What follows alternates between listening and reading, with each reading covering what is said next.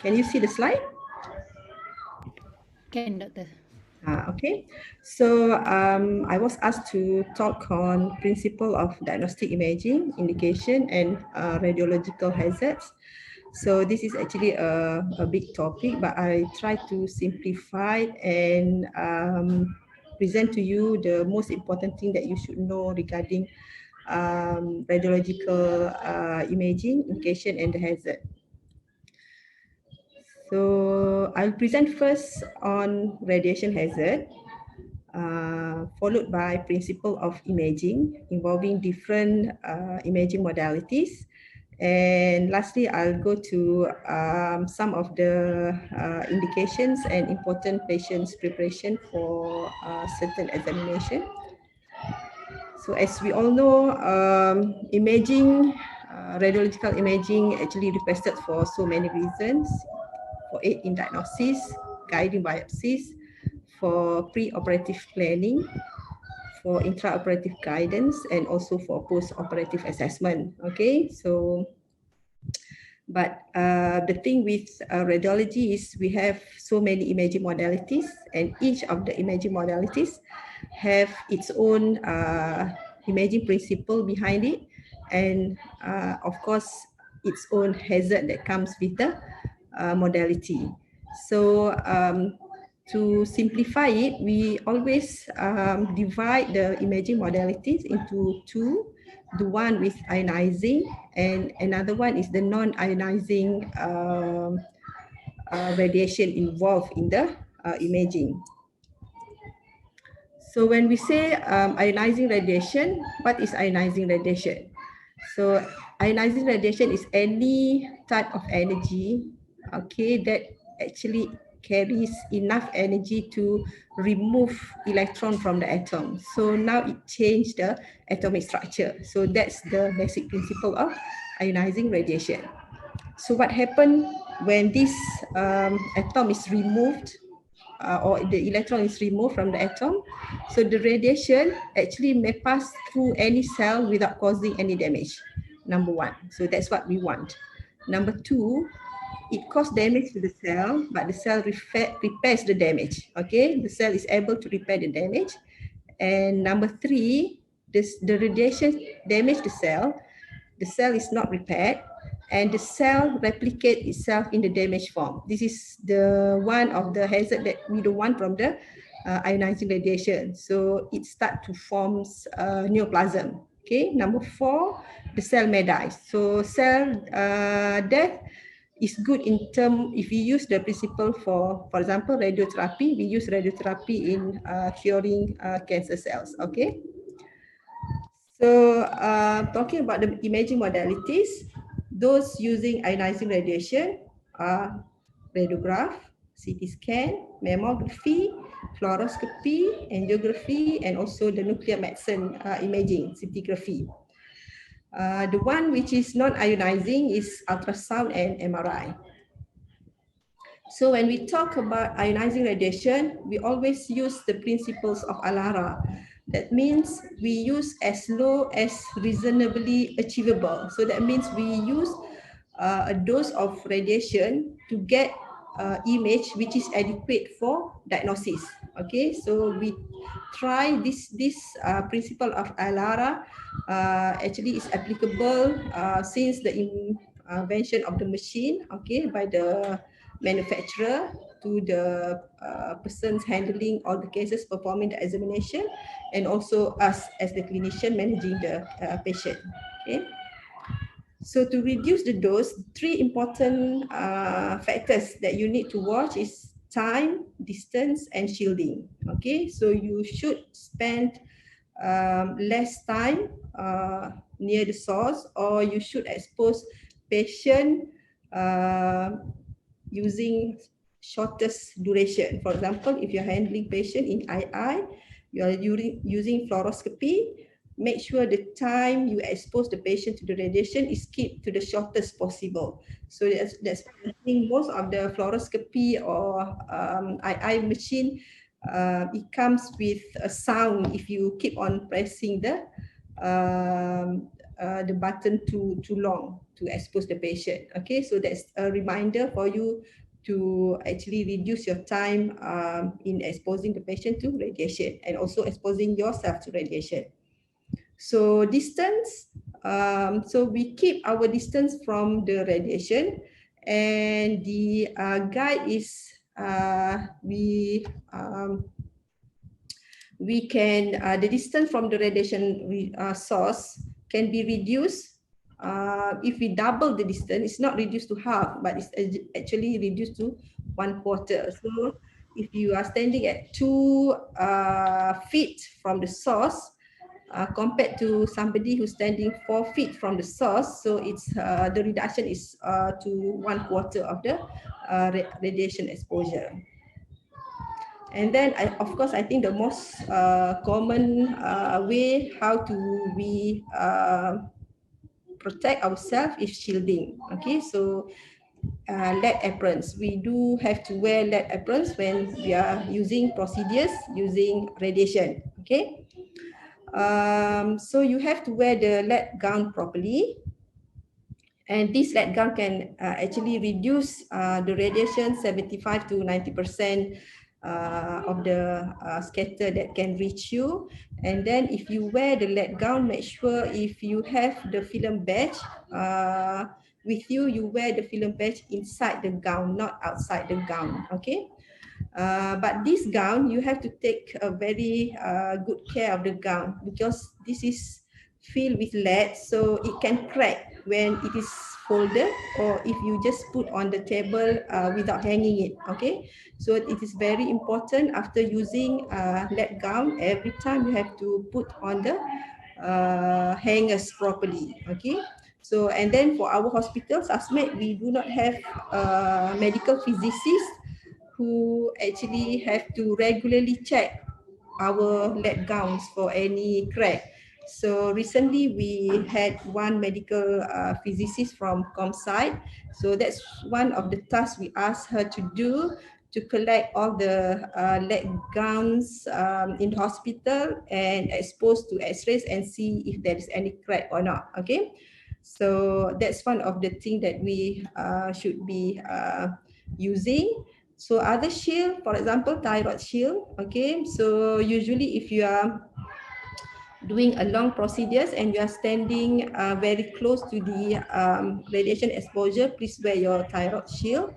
Okay, other dividers, example such as caps, the glasses, gloves. Usually this one is used by interventional radiology when they are exposed to lots of radiation. And patient, actually we do have for pediatric patient the Gonad shield. Okay, Gonad shield, this is for female patient. For male patient, the Gonad shield will be placed covering the testis region. So even so, it's we do have in our hospital, sometimes quite difficult to get the radiographer to adhere to these SOPs. So even if we show in exams, some student may not recognize this opacity or blind X-rays are actually Gonad shield, because it's not used as frequent as it should. Okay.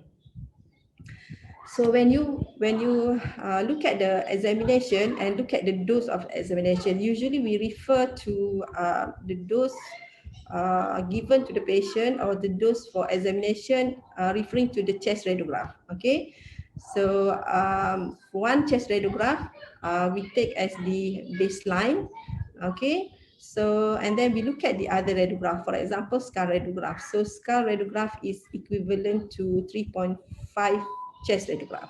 Okay, so CT brain is equal to 115 chest radiograph.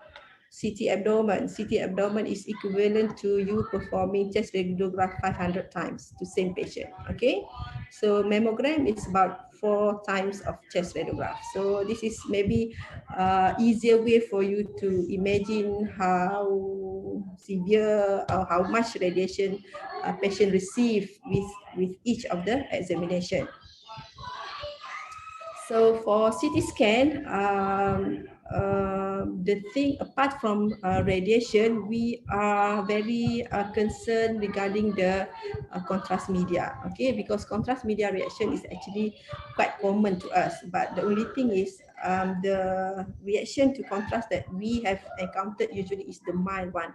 So it's quite common for patients to complain, feel a bit nauseated, or have experienced mild urticaria after the contrast administration. So it's maybe not so common to have the severe reactions such as laryngeal edema, pulmonary edema, okay, bronchospasm. But we are still concerned because for example, hypotension, also we have seen tachycardia, okay, so it is quite common. So it has been a common practice for us to thoroughly look at when you send the request form, to look at the form history of contrast media, and patients should be properly covered. Okay. Known risk factors are if patient had a prior reaction to contrast, if a patient had history of moderate to severe allergies to food products or medicine, history of asthma, and of course history of renal disease, heart disease. Okay, so I think for us sometimes contrast reaction is we fear the contrast reaction more than the radiation exposure itself. Okay, because contrast you can see the immediate effect. Okay, so even I think one of the radiologists in private before, where his rule is no contrast examination CT scan, so he performed all CT, plain CT only, because I think he had a patient develop acute pulmonary edema on the table immediately after the contrast administration. And for us radiologists, of course, that will be frightening, because it has been a long time since last we had experience of resuscitating patients collapse. Okay, so so for patients with high risk of having contrast reaction, you should cover with prophylaxis steroid. So for MRI, the hazard is mainly due to its strong magnetic field and its radio frequency signals. Okay, so the magnetic field in the MRI room, you should know it is always on, even though the case is not, we are not performing any case there. So it's on 24 hours a day, all year long. So we never shut down the magnetic field. So be careful when you are walking around our department. So this you should know, because you shouldn't bring any of the metallic objects or any of your bank cards to this MRI room. Okay, so a pair of scissors can travel or can be sucked to the MRI machine at the velocity of about 40 miles per hour. So this is a very very dangerous. Okay, and then we do have time to time MRI hazard, but most of the time you will not hear about it. Okay, because if it occurs, definitely there is some negligence, or somebody is not adhering to the SOPs. Okay, so most of the time, if there is MRI hazard, everybody is trying to hide it. Okay, so for somebody who's outside radiology, you may not know story of one policeman. Okay, the kid is in the MRI gantry, and then because the kid was actually crying and shouting, so the radiographer went into the room, and the SOP should be whenever they go into the room or whenever they go out from the room, the door should always be closed, always. But this one, in a hurry, they forgot to close the door. So when the father came in, hearing the kid is also crying, he also rushed into the room, forgetting about his guns and everything. Okay, so that's happened, and this is in, I'm telling you, this is in Malaysia. Okay, so there are others also occurrence, but usually will not hear about it. Okay. And then the other effect of MRI is because of the current conductors. Okay, it can result in skin burns. Okay, so for example, if patient have tattoo, okay, patient have tattoo, usually we can do MRI, but the area need to be covered with wet gauze because there is possibility that that region can get burns. Okay, because of the MRI. And then, of course, the radio frequency signal and the magnet can also reprogram any pacemaker, so that pacemaker is contraindicated.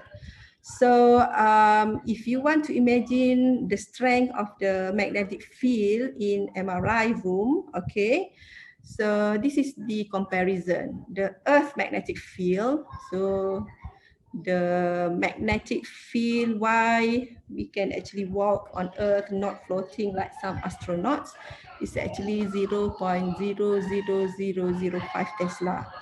A Frisch magnet, the strength is 0.05 Tesla. If you look at this picture, a Jank-Yard electromagnet, it is 1 Tesla. So MRI in SUSMAC is 3 Tesla. In other private hospital, most of the private hospital in Pahang, I think is 1.5 Tesla. Okay, so that's the strength. There are stronger MRI in research, 7 to 11 Tesla. So I think this is, if any of you are in Pahang group WhatsApp, so this one is the latest one. Okay, trolley start at the MRI gantry. So you can see actually how many people takes to pull out the trolley. I think I have the video, but I'm not sharing it with you because of the technical and time factors. Okay, so but it's actually 5 to 6 person, I think, had to pull the trolley out. Okay, so that's how strong the metal will start to the gantry. Okay. And then we cannot actually, we as far as possible try to avoid to shut down the magnetic field in the MRI, because once you shut down the magnetic field, if we want to start back the magnetic field, there is some procedures. We have to put certain gas and everything that will cost us about 200 to 300,000. Okay, so please be careful. And then nowadays government stand is, if there is any parts where we do not follow SOP causing lots of money to be spent, there is possibility that we can be penalized. Okay, so there is also from other hospital recently where staff involved causing this kind of negligence is actually asked to pay back government. Okay, so this is so I think that's all that I want to tell you about radiation hazard, the most important thing. Okay, now we move on to principle of imaging. So for plain radiograph, okay, so I'll just tell you how X-ray is produced. Okay, simple. Okay, so it is actually the tube of X-ray. So when you have a X-ray tube, the filaments inside the tube will be heated using electricity. Okay, so it will emit electron, which will hit the metal targets, and this kinetic energy will be converted into X-rays. So if you look at the X-ray production process, you can see that the energy, only 1% will produce useful X-rays. 99% will produce heat. So that's why heat is a very important factors in X-ray. So that's why it's quite common for you to hear maybe CT scan down, terbakar, tube terbakar, this one terbakar. Okay, so it's always about heat, how we have to manage heat, okay, in the equipments. Okay, so this one we put on the X-rays. So when the X-ray is exposed to patient, okay, so this is the X-rays. So it will travel through the patient, penetrate the patient, and hit the imaging target. Okay. So this is what we want. Okay, but not all X-rays will do this. Some actually will go inside the patient and stop here, cause a chain of reaction that I've mentioned before. Some actually hit the patient and start to deviate from the original path, and this is the scatter. This is the one that we don't want, because number one, it can degrade the image. Number two, this one will hit you as the person performing the procedures, okay? Or the students inside watching the procedures. Okay, so these are the scatters. So how much X-rays that can go through tissues? It will depend on tissue depth and also atomic weight. So this is very simple. You imagine tissue, for example, the gluteal region. So this one, imagine this is the gluteal region. This one, maybe the chest region, chest wall region. So this tissue there is very, the thickness is compared. So gluteus compared to chest wall tissue thickness. So the difference you can see. So for example, we give 5 X-rays. Only one can pass through and hit the film, for example. Okay, but 5 X-rays we give to hit the chest wall. All 5 can pass through and hit the films. The principle of the films, when X-ray hit the film, it turns the film into black. Okay. So less X-rays hit, it will be white. Okay. The other thing is atomic weight. Okay. For example, now you're comparing bone. Okay. For example, your scapula there, and you compare with lung. Okay. So you see, if you expose 5 X-rays, okay, so again, it will cause the area to be black. But if you go pass the X-rays through tissue or to bone, so less X-rays can pass through, so the area will be white. So that's the principle of radiographic density. That's why you see different grayscale, whiteness and blackness of plain film. Okay, so depending on number one, atomic weight. Number two is the thickness of the tissue. So if you say this is adequate exposure or good exposure, something which is appears white is because it's underexposed, back to the principle that I've described just now, and with which is appears too black is overexposed. Too many X-rays hit the imaging the plate, so it appears black like that. Okay. So nowadays we do not use conventional radiograph. Many centers are usually using CR and DR. Okay. So the principle remains the same. The only thing differs is CR use imaging plate made of photo-stimulable phosphor, and DR use digital X-ray sensor. So I always I'm not sure how young you are, but my time it's easy to imagine this, because during my time last time, every time we want to take photos, we use film, right? We bought the film in rolls. So that's the old X-rays lah. So nowadays we use the all this digital camera. We do not use any films anymore. So this is the art OCR. Okay.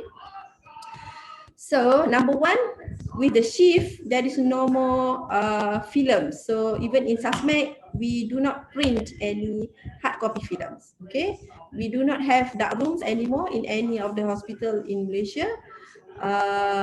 We do not have all this chemical that we used to have before. Okay, and the other thing is now, because of the digital imaging, the images can be actually processed, okay, post exposure. So there is advantage and disadvantage of this thing. Advantage, number one, nowadays if the radiographers perform with technical fault, so minor technical fault, we can always do a processing to correct the image. Okay, so now the radiographer is not as skillful as what they used to be before lah. So the senior radiographer dulu memang superb lah in term of technical, dia punya techniques. Okay. So number two, it depends on sometimes the processing technique itself. Okay. So I remember first time when I was in HTA, the first time they shift from conventional radiograph to CR or DR. Okay. So before printing the film, the radiographers will actually play so much with post-processing, and we have a sudden surge of request for HRCT. So suddenly everybody is having interstitial lung disease because the way they print the film, do processing, that you can see the tiny detail of the lungs until the periphery, which is usually not normally seen on the usual radiograph. Okay, so that's one of the not so good thing about it lah. Okay.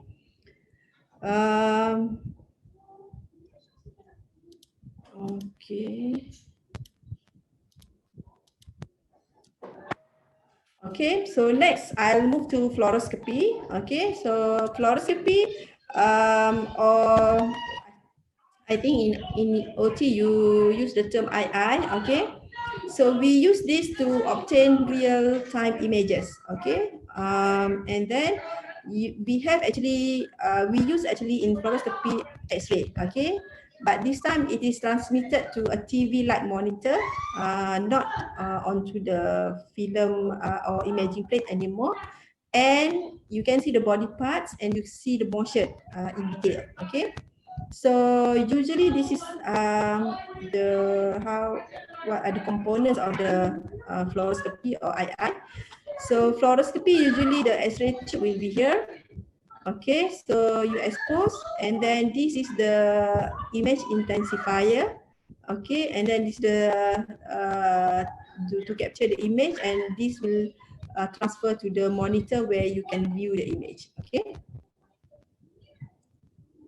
So when it was first invented, this is how radiologists read all the fluoroscopy examination. So this is the X-rays tube. So it hit the patient, and this is the viewers. Okay. So they can actually directly see. Ni nampak macam bomok sikit lah, tengok dalam air nampak penyakit. Okay. So this one is before they discovered the harmful effect of direct radiation. So many of the radiologists develop early cataract and also skin dermatitis because of the radiation. Okay. So now if you can see in modern fluoroscopy suite, you can see lots of shieldings, okay, lots of protection being used. You can see patient, you can see the skirting, okay, the skirting because radiation scatter to prevent it hitting the persons doing the procedures. Wear properly the lead gown, thyroid shield, the lead glove, okay, and then of course exposure keep to minimum. So these are among the common fluoroscopy examination. We do lots of ERCPs, angiography, HSDs, okay, and all these barium studies. For digital subtraction angiography, is also a type of fluoroscopy examination. We use interventional radiologists use this to visualize blood vessels. Okay, so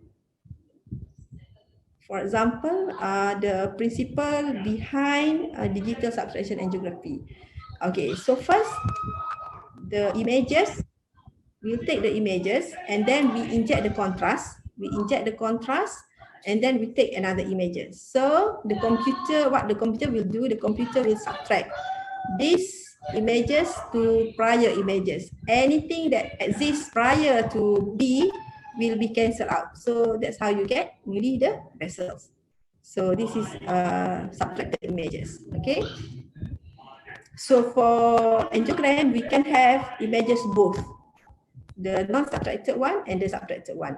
I think most of the time for neuro interventional, they want without the bone outline, okay, because the brain vessels are very, very small, Okay, so they want to look at the branches and all without the overlapping skull images. But for orthopedic surgeons, usually they want it with bone outline, because from there they can measure from the knee. For example, if patient having fracture, tibia, fibula, we do angiography, look at the vessel cut. So with the bone view, they can measure from the knee joint what is the distance where they want to open up. Okay. So next will be computed tomography. So CT scan use X-rays also. But the difference between CT scans and the plain radiograph, if you see, there is one X-ray source, but for CT scan there will be multi detectors. Okay, so the imaging plate will be multiple. Okay, so you can have as many as 60 somethings, okay, 4 to 60 somethings the detectors. Okay, so the patient will be pushed inside, and then we start to expose and take the images. The different detectors will capture the image. Okay.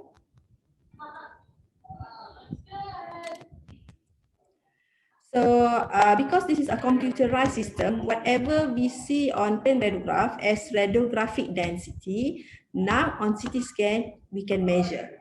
Okay, the difference in attenuation on CT scan we can measure. This is what we call Hounsfield units, or also called CT numbers. Okay, so for Hounsfield unit, water will have Hounsfield unit about 0. Okay, so it can, depending on the type of fluid, so it can be up to 10, 12 something. Okay, so for example, you see CSF is 15. Okay, and then for soft tissue usually is 30 to 40. Blood can be 40 to 60, around that one. And then bone will be about hundreds.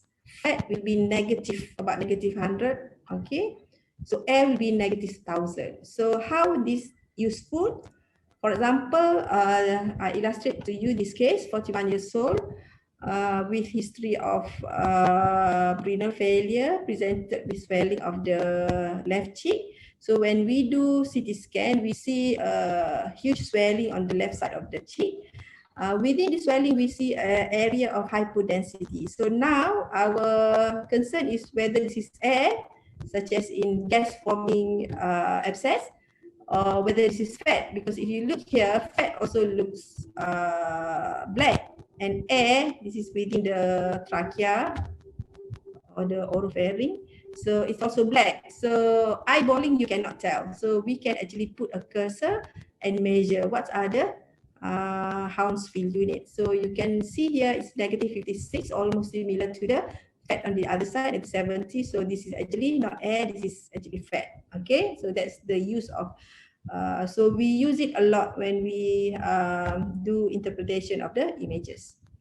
And CT scan, due to advance in computer nowadays, you can actually format and reconstruct the images in many ways. Okay, but do not expect to see all this in our system. Okay, because all this is time consuming to produce, so we don't do it unless it is necessary.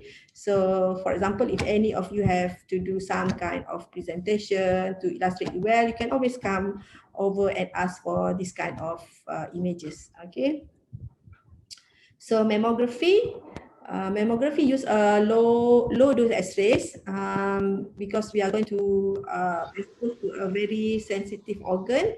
So this is the for the time being is the most efficient screening to detect early breast cancer. And then our center, we have breast tomosynthesis. Okay, so we can have slices of tissues of the mammogram. Okay, so if you look at the dose of mammogram, so this is actually mammogram dose. This is very low. It's among the lowest dose. And then if you look at overall examination, actually we have done so much all these years to reduce dose to the patient, reduce radiation dose. So if you see, it is far below the annual limit for radiation workers of 15 decibel. Okay, So this is the slide. So nuclear scan, okay, so nuclear scan, we do have our nuclear scan in Jalan Hospital campus, the basic ones only, okay. This one, it's different because for nuclear scan, we inject radio tracer into patients, and then this radio tracer will produce the gamma radiation, okay, as indicates. So, and then we put patient on a scanner and catch the imaging. So this is so that's why the patient's preparation and all the other subsequent measures is different from the other radiological procedures. So because now the patient is actually emitting the radiation, so we have to properly tell the patient what to do before and after the examination. So common investigation is bone scan for renal, for example, renal function, for renal structures, and then for thyroid, okay, to assess the thyroid nodules. But for scintigraphy, the thing is the resolution of image, okay, because it's mainly for functional, so you can see the resolution of image. You cannot clearly see each and every vertebrae, okay? So you really have to compare with the other imaging sometimes if you look at the images. So this is VQ scan, lungs, and sometimes you cannot even differentiate within a thyroid scan, okay? So the resolution of the anatomy is very bad, but it offers you more on the physiological part, okay? For example, this one is, I think, osteomyelitis, okay? So even MRI may be difficult, but on bone scan, you can demonstrate the high uptake, okay? So due to its very poor resolution, nowadays they have PET scan. So they combine that imaging with our structural imaging using like CT scan, for example. Okay, so if you look here, okay, this one patient is with lung cancer. So CT scan shows a few hyper dense region, the sclerotic foci, okay, in the pelvis, in the vertebrae, the lumbar vertebrae, okay. So looking at the CT scan, we cannot actually pinpoint which one is actually metastasis, which one is actually degenerative changes, okay. So if we combine with PET scan, now you see this one shows a very high uptake, this one is also very high uptake. So this one, the two is metastasis, this one is not metastasis, okay. So same thing, this patient with previous history of tuberculosis, he had lots of scar in the lungs, okay, now having symptoms. So looking at the CT scan, it's difficult to pinpoint where is the lesion. So sometimes we combine with scintigraphy, so we can look at actually where there is lots of uptake. So within this fibrosis, there is actually a nodule. Okay, so ultrasound, we use sound pulse. We put the pulse to structures, and then the structures will reflect back the sound wave, and it will be received by the transducer. Okay, so if you look, we have different type of transducers. Some we do have in our department. Okay, for example, the convex, the usual one, the linear probe. For vessels and small parts, thyroid, for example, and for pediatric also we have, but we don't have the transrectal or transvaginal probe, and we also do not have the hockey stick, the joystick, for small parts in ortho. Okay, so we also do not have that one. And for ultrasound, be careful. These probes are one of the most expensive components in your machine. It may cost you one Azia if you ever drop this ultrasound probe, okay, to get it replaced.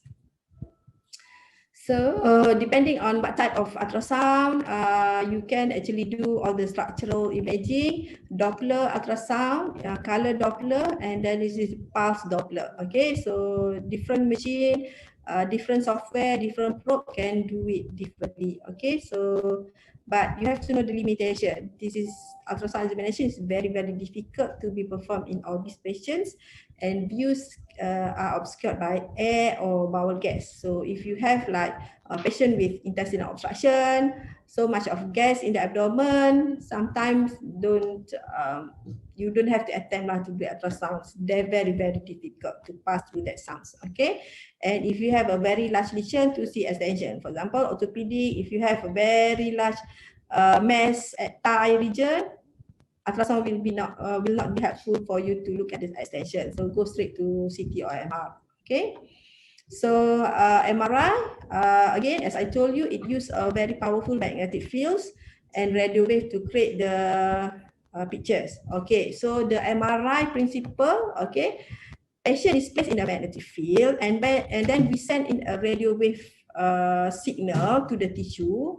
So it causes the atom in the tissue to move. Okay. So after some time, we turn off the radio wave, and then the tissue from its movement condition start to emit signal when they are coming back to its resting condition.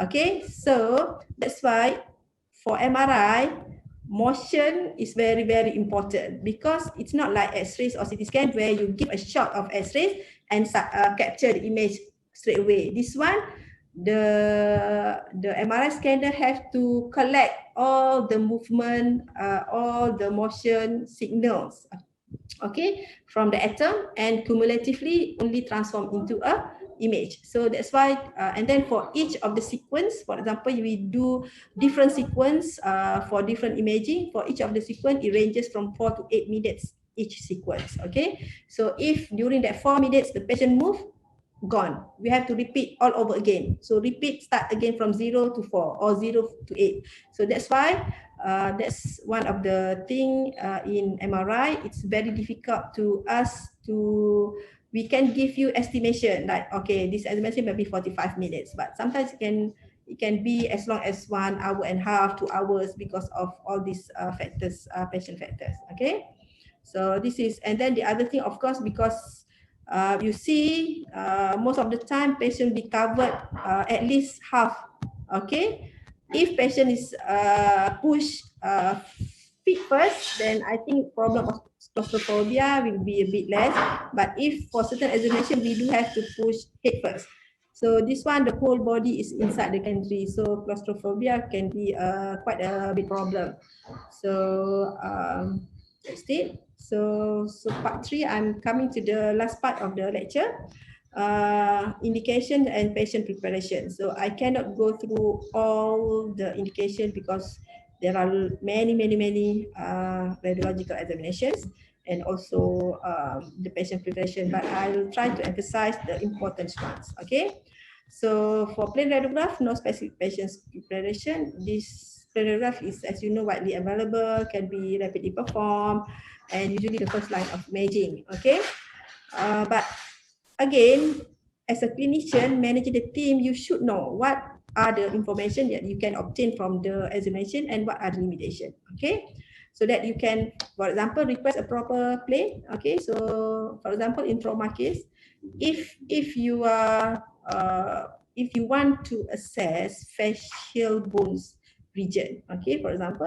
so skull AP maybe will be less helpful compared to if you order OM view. Okay, so Waters or OM projection will show the facial bones better. Okay. Okay, this one is my case many years ago. Patient with MVA complain of left-sided chest pain, and then pain on deep breathing. Okay, so throughout chest fracture. So this one was requested PA view. After 1 hour, we got another request for the same patient, AP view. Okay, so the indication now is throughout rib fracture anteriorly. So looking at the form itself, we know that whoever request it actually doesn't really know how actually what information you can get from AP and PA radiograph. Okay, so now I'm showing you the radiograph of the patient. One is PA, one is AP. So tell me if there is any difference. Tell me if there is any added information that you can get from the examination. Okay.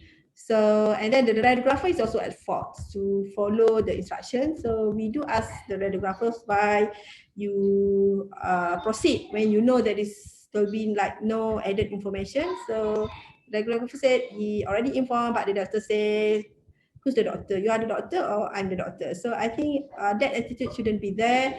Always come and discuss if you are not certain. Okay, so basically this is if it's done properly, it's very difficult for you to differentiate PA and AP radiograph. This is even an exam questions for master radiology part 1. Okay, we show them is this AP or PA. Okay, so some still have problems differentiating the images on the day of exam. So this is not okay. So the day of exam is also having difficulty. So it's not that when you do PA view, you can only see the posterior rib. When you do AP view, you can see the anterior rib. Okay, so both views are summation. Okay, so once you do frontal, that means AP or PA, same thing that you can see with slight variation, maybe in terms of scapula, maybe in terms of heart size. Okay, but otherwise, same structures you can see. So for you to look for rib fracture, remember the easiest way is always to trace each and every rib. So try to draw and from posterior until you go to the anterior. So if there is any step, okay, that's a fracture. So it's quite easy. And when you request for oblique views, also you must be aware. Technically, there are few methods how radiographers can actually perform oblique views. So, but nowadays we try and ask radiographer to do it in a standardized way. When you do RPO, that means for right side, so that right side will be seen. Because actually the radiographer can do for right side as LAO. Okay, so it's as I said, whenever you request for examination, make sure you know what you are going to get, what information you are looking for. Okay. Next, ultrasound. Okay, so ultrasound again, I think it's widely available, can be done at bedside. So with minimal preparation, ultrasound abdomen and HBS fast 3-4 hours, but for others, no need to fast. For KUB, we always ask patient to hold urine before the examination, or if patient is from ward, make sure you ask the nurse to clamp the CBD before sending patient down. Okay. Special ultrasound assessment such as Doppler study usually will take longer time, so we have a different slot. So maybe only in 1 week, maybe there is only 1 or 2 afternoons where we do Doppler study. Okay. CT scan usually no, for non-contrast study, no specific preparation unless pediatric patient. Usually patient less than 4 years require sedation. Depending on patient's condition, you should assess the patient. If patient is actually follow instructions, so maybe patients no need sedation also. Okay, so but you must give us the consent form. You must cover with steroid. Okay, patient need to be fasted. Okay, and then assess your patient properly before requesting. Okay, and always, as I said, always come and discuss things if you are not sure. This one is another example. You see patient is 120 kilos. Okay, so this is very big patients. So again, you should ask our CT the maximum weight that the CT can bear. I think it's 110 if I'm not mistaken, but you can always come and discuss if you have such a big patient. And if you look at this request, it's 71 years old. The CT scan is actually requested for to rule out thoracic aneurysm. But here it put patient request for CT thorax without contrast in view of CKD. Okay, so I think as a clinician, you should weigh the benefits and the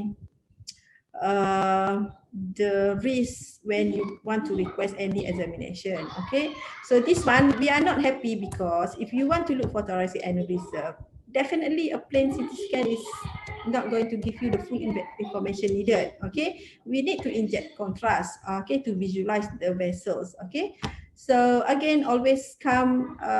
This is okay. Patient may request so many things, but at the end of the day, we as doctors have to decide. Okay, we have to decide which is the best, and maybe if there is any alternative examination that we can do for the patient. Okay. And then when you come to discuss, don't be, sometimes I have experience of having MO discussing with me, and after a few questions start asking, actually doctor, are you going to refuse this request or are you going to accept? Because so it's quite, I was stunned because when I ask questions, at the back of my mind, it was never about refusing or accepting. For me, I'm always thinking about, is this the best imaging modality? Is there anything that I can offer? Is there anything better that I can offer? So I need to understand the clinical scenario better. So sometimes whatever you gave to me is not adequate, so I need to ask more. So don't get too personal when. So for me lah, for me at least, I can say I've never attacked or it is a personal attack to any of you when you come and request or discuss for any imaging modalities. Okay, so don't be too sensitive. We are in the same team. Okay, we want the best for the patient, so we are in the same team. So that's one of the things that I want to convey. Fluoroscopy, okay, so I don't want to go through. So MRI, okay, so MRI is another important thing, the checklist. So please go through the checklist one by one. So because this is not exam, this is not something like you can answer 75%, you pass the exam. No, you do not ask any of these, the examination is going to be cancelled on the day. So patient may come all over from Kemaman, from Terengganu to have MRI done, and suddenly the examination have to be cancelled because of our preparation. Okay, so it's not nice. Okay, so this is very, very important. Even I think all hospital, the list I think is almost similar. Only maybe the layout of the form is different, but the things that you should ask is almost the same thing. Okay, so even I think for any implanted ferromagnetic susuk, for example, susuk. Okay, for maybe for you the young generation, maybe you say why still susuk still put in here. Okay, but for us it's not uncommon. Okay, so this is, we see also for example this one, this one I saw 2013.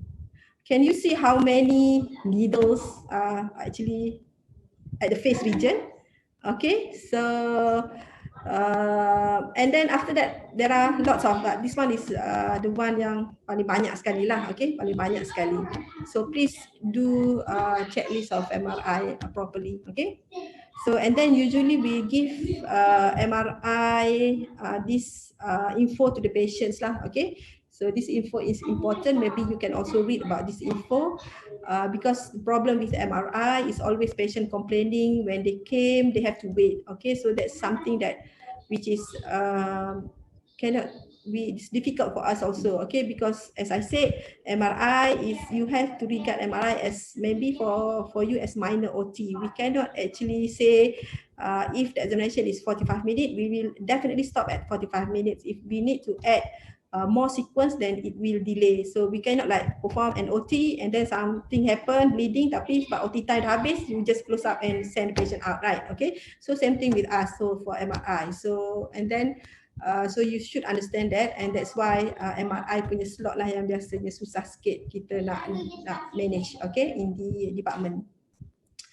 Okay, and then the terminology, when we report, you see different terminology we use for radiograph, ultrasound, MRI. Okay, just be familiar with the terminology. And it's good when you want to do like your case reports or you want to do your presentation to know that the different terminology used for different imaging modality. So I think as a summary, all imaging procedures, we need to justify its indication before being requested, and for us, radiologists, before we accept and before it is performed. Okay, so the justification, okay, we need to consider potential risks and benefits. Okay, so the risk depends, it's actually case by case basis. I cannot say one factors apply to all. Okay, so and for you to interpret the images, it requires good knowledge on the techniques also. That's why I go through the principle of imaging, and also of course good clinical coordination. Okay, so I think that I end my presentation. Thank you. All right, thank you, Prof. Radiana. I think we've got time for one question. Any questions from the floor?